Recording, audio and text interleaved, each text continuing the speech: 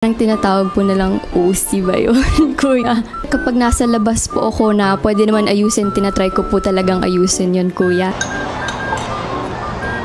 Kapag hindi po maayos yung nakikita ko, parang medyo hindi po ako mapakali, naayos ko po talaga siya agad kung pwede.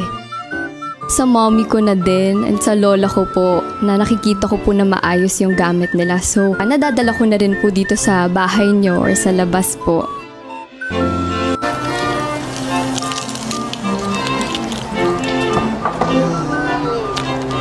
Yung mga paglilinis po, yun po kasi gusto kong gawin lagi. Kaya parang sa laki po ng bahay nyo, ang dami ko pong pwedeng linisin.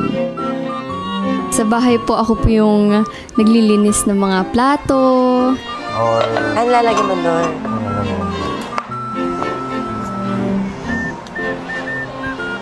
Medyo gusto ko po kasi maayos ako sa mga gamit tsaka organized po. Yung parang tinatawag po na lang OC ba yun, kuya? Kapag